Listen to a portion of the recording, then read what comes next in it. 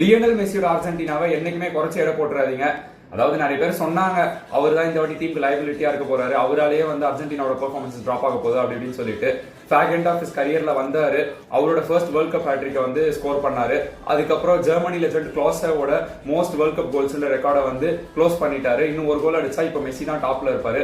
Of course பின்னாடி Mbappe follow பண்ணிட்டு வந்துட்டே இருக்காரு. அந்த மேட்ச் நம்ம போனோம்னா ஒரு போரிங் ஃபர்ஸ்ட் ஹாஃப் தான் பிரான்ஸுக்கு செனகால் கூட.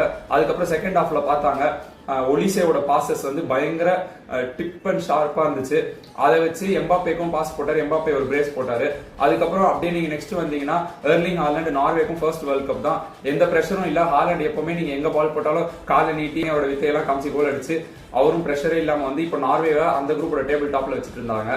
சோ அடுத்து நீங்க அப்படியே நைட்டு பாத்தீங்கன்னா கிறிஸ்டியானோ ரொனால்டோ அவர் இறங்க போறாரு. அண்ணன் இறங்கி காங்கோ கூட போர்ச்சுகலுக்கு என்ன மாதிரி பெர்ஃபார்மன்ஸ் பண்ண போறாரு அப்படின்றத உங்க தாட்ஸ் கமெண்ட் செக்ஷன்ல சொல்லுங்க. அந்த மேட்ச் முடிஞ்சோடனே மறுபடியும் இங்கிலாந்து வெர்சஸ் குரோவேஷியா இருக்கு, அதுல ஹாரி கேன் இறங்குவாரு. சோ இதெல்லாம் பத்தின உங்க தாட்ஸ் வந்து கமெண்ட் செக்ஷன் சொல்லுங்க.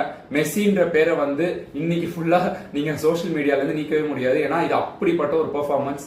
மெஸ்ஸியோட பேர்ல இன்னும் ஒரு வேர்ல்ட் கப் கோல்டன் பூட் அப்புறம் ஒரு புஸ்கஸ் அவார்ட் மட்டும் தான் பெண்டிங்கா இருக்கு. அதையும் அச்சீவ் பண்ணிட்டாரு அப்படின்னா அவருக்கும் ஒரு எக்மோர் மியூசியம் வச்சிடலாம். அகைன் நானுமே நினைச்சேன் அர்ஜென்டினாக்கு இந்த வாட்டி வந்து ஒரு மாதிரி ஆன் அண்ட் ஆஃபா தான் இருப்பாரு, மெஸ்ஸி நம்பி டீம் இருக்காதுன்னு சொல்லிட்டு.